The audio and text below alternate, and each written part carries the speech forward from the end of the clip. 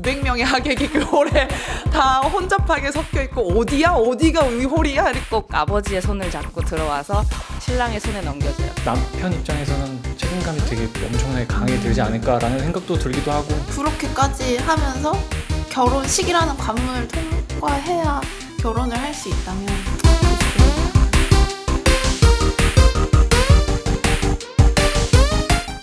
형식적인 거, 이 다음에 뭐가 되고 이 다음에 뭐가 되고 그게 다 눈에 보이는 것도 재미가 없고 뭔가 신경 쓰고 돈 써서 왔는데 그것만 하고 이제 가는 기분이어서. 그리고 또 아빠가 되게 장남 뭐 막 약간 그런 양반 뭐 약간 약간 막 그런 느낌의 아빠. 그러다 보니까 이제 뭔가 친인척 결혼식을 대리 참석하거나 가면은 이제 막 계속 인사하러 다니고 뭔가 막 하여튼 뭔가 계속 불려댕기고 이제 잘 얼굴도 모르는 사람인데 계속 누구 알지 하면서 이렇게 막 하여튼 너는 언제 가냐 이런 말도 그런 말도 하고 이제 너나 맞네 뭐 이렇게 그런 불편하더라고요. 한 층에 홀이 3개가 있었어요. 그래서 홀 3개에 동시에 다 예식을 하고 그럼 홀 3개에 온 뭐 최소 300이라 치면 900명의 하객이 그 홀에 다 혼잡하게 섞여 있고 어디가 우리 홀이야? 이렇게 막 가고 각각의 홀도 예식이 보통 한 30분이면 끝나잖아요. 30분 끝났는데 그 다음에 예식이 또 대기를 하고 있어요. 그러니까 딱 그 생각이 들었어요. 결혼식 붕어빵 찍어내기. 우리나라 결혼 문화가 약간 되게 처음에 느낌이 너무 커요. 근데 이게 또 결혼하시는 분들도 그렇지만 그 부모님이 내가 이만큼 이렇게 했었으니까 거두려는 그것 때문에 또 자식 입장에서도 거기에 뭔가 부응을 해야 되고 맞아요. 근데 그게 대물림이 계속 되는 것 같아요. 이제 식이 시작돼요. 신랑이 혼자 성큼성큼 들어와요. 딱 앞에 서고. 신부가 그리고 꼭 아버지의 손을 잡고 들어와서 신랑의 손에 넘겨줘요. 꼭 여자의 인생이 아버지에 의지하고 그 다음에는 남편에게 의지하고 그 다음에 자식 아들에게 의지하고 그렇게 살다가 끝난다. 뭐 그런 가부장적인 문화들이 지금 21세기에 아직도 그런 거를 암시하는 그런 것들이 보여지고 있다니 저희 윗세대야 그렇다고 쳐요. 근데 또래의 결혼식들을 갔을 때 마저도 그런 것이 아직도 행해지고 있는 거예요. 화날라 그러고 울컥하고 모든 면에 있어서 신랑은 밖에 나와서 인사도 하고 입장할 때도 자기가 진짜 스스로 주체적으로 늠름한 모습으로 들어오는데 신부는 신부 대기실에 얌전히 곱게 있다가 아버지 손에 이끌려서 넘겨지고 뭐 선언 낭독을 할 때 말을 크게 해도 안 되고 시간 안에서 뭔가 하하 웃고 있어도 이렇게 없어 보인다 그러고 그런 걸 보면 자꾸 기분이 안 좋아지는 거죠. 그러니까 정신적인 건강에 안 좋겠다 싶다고 생각했던 게 이런 것들 때문이었던 것 같아요. 자꾸 그런 거 볼 때마다 화가 나니까. 아니 평소에 돈도 같이 벌어. 맞벌이 부부가 될 거예요. 근데 아빠한테서 남편의 손으로 넘겨진다는 그 행위에서 굉장히 그건 폭력적이라고 생각을 했고 그걸 보는 제가 너무 불편하니까 이건 정말 좀 바뀌어야 되는 문화인 것 같다라는. 일단 돈이 너무 많이 들어가는 일이라는 생각이 되게 큰 부담이에요. 그래서 내가 누구를 만나서 이 사람이랑 같이 살고 싶은데 너무 갑자기 엄청 큰 돈이 들어가는 일을 거쳐야 이 사람이랑 살 수 있다면 그냥 살기만 하는 건 안 되는 건가? 그런 생각도 들고 일단 결혼식 하시는 분들 이렇게 보면 예단 이런 거 하잖아요.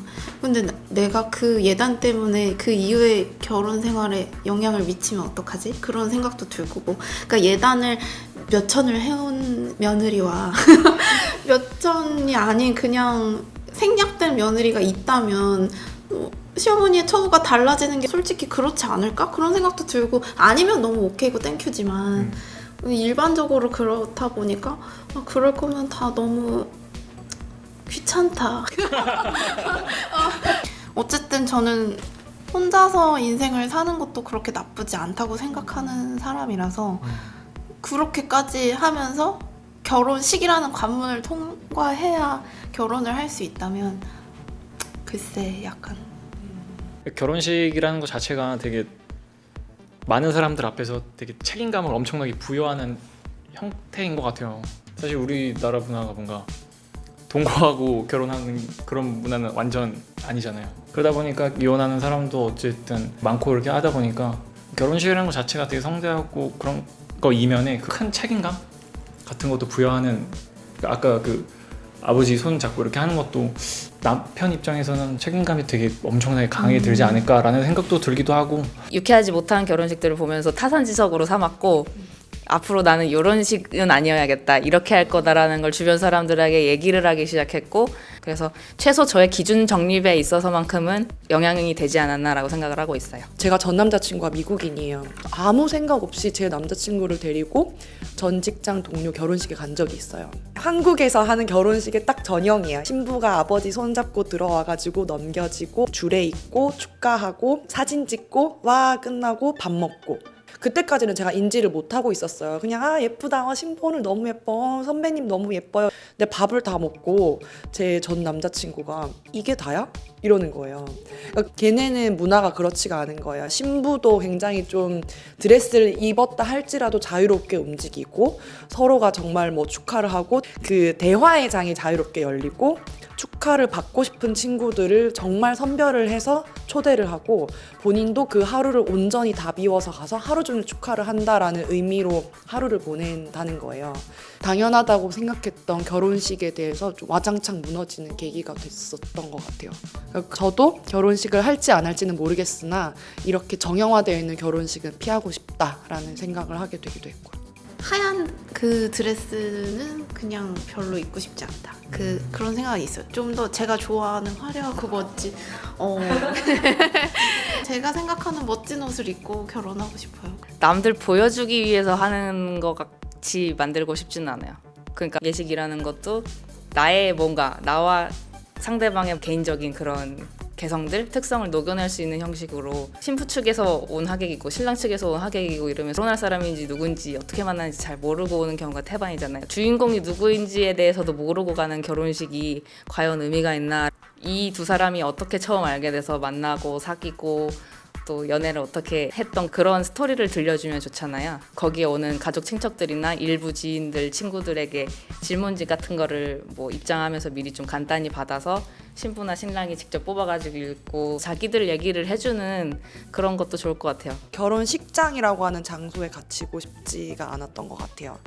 저와 저랑 결혼할 사람에게 의미 있는 장소가 결혼식장이라고 하는 그 사각형의 공간 바깥의 어딘가에서 결혼식을 하면 좋겠다라고 생각을 했고, 하객의 수도 그러면 중요하지 않아요. 결혼식장을 벗어난 거니까 3명이어도 괜찮고 10명이어도 괜찮고 적은 하객 수로라도 우리 부부가 정말 축하를 받고 싶고 그들도 진심으로 축하를 해줄 만한 그런 사람들만 작게 초대를 해서 결혼을 하면 좋겠다. 저는 그래서 결혼하기 싫어요. 그 부모님 뜻대로 결혼을 해야 되니까. 근데 저는 천주교라서 언니가 2명 있는데 언니 둘 다 성당에서 결혼했어요. 근데 성당에서 결혼하는 거 좋은데 다들 하객으로서 그렇게 재밌어 하지 않잖아요. 근데 저는 제 결혼식이 되게 재밌는 날로 기억되고 싶은데 아 거기 성당에서 한대 막 이렇게 하면은 일단 재미없음을 깔고 가니까 그것도 너무 싫은데 제가 모르시는 엄마 아빠의 지인들도 오실 테고 뭐 이러는 것 자체가 마음에 안 드는데 저는 그래도 언니들이 이미 2번의 결혼식을 그렇게 했으니까 나까지 그렇게 할 필요는 없지 않을까? 이렇게 설득을 할 생각인데 모르죠 뭐. 그러니까 옛날 문화에서는 그게 당연한 거. 지금도 아빠 엄마들은 이제 결혼식 뭐 계속 가고 자기가 못 가면 나까지도 보내고 그 정도로 되게 그렇게 커오셨던 분들이고 그렇게 살아오셨던 분들이라 거기서 아예 끊어버려 이렇게 말할 수 없는 부분이라 엄마 아빠가 하라고 하면은 설득을 열심히 해봐야겠죠. 네. 엄마한테 이제 뭐 나는 이런 사람이다라는 거를 많이 보여줬었으니까 엄마 아빠의 기준치가 많이 낮아져 있지 않을까. 조금씩 이렇게 계속 어필을 하고 있는 것 같아요. 밑밥을 깔아놓은 거죠. 네. 맞아. 난 이 정도밖에 안 된다. 결혼을 이렇게 한다. 싫어? 그럼 안 해. 이렇게 해버리면 되니까. 다행히 부모님이 그 세상에서 가장 긴 결혼행진 책 얘기를 했었는데 산티아고의 그 순례길 간 걸 결혼식으로 대신했대요. 그러니까 뭐 그거에 대한 생각에 정말 동감하면서 지지하시더라고요. 제가 뭐 그러겠다고 하면은 이해는 되어 주실 거예요. 근데 상대방의 부모가 이제 문제잖아요. 만약에 결혼할 상대가 생겼다. 근데 우리 집과 같은 생각이 아니다. 그러면 이제 골치 아파지는 건데. 네. 정말 가치관이 맞고 생각과 관점이 맞다는 게 중요하다라는 게 저희 가족 설득보다 상대의 가족 설득 나중돼서 그게 조금 생각해봐야 될 것 같지 않나? 당장 결혼을 얘기를 하는 건 아닌데 제가 만나는 사람의 그쪽 집안이 야, 보수 끝판왕. 그러니까 상대방 부모님을 설득을 하기 위해서 어떡하지? 라고 가끔 생각을 해보거든요. 저희 부모님보다 뵐 횟수가 적을 거고 짧은 기간 내에 설득을 해야 되는 이슈가 생길 것 같아가지고 힘들 것 같긴 해요. 그러니까 되게 어려울 것 같다는 게 예상이 되고 근데 어찌됐건 간에 제가 그 사람이 좋아서 결혼을 하는 거니까 저희 부모님한테 했듯이 제가 저로서 살고 싶은 얘기를 내 상대방한테 충분히 하고 그리고 기대를 하는 거죠. 상대방의 그런 의사를 좀 잘 해석을 해가지고 본인 가족한테도 얘기를 해주길. 제가 직접 파이트를 뜰 수는 없으니까. 명절에 누구 집 먼저 가냐 상의하는 것보다 더 복잡한 문제일 것 같네요. 힘들 것 같아요.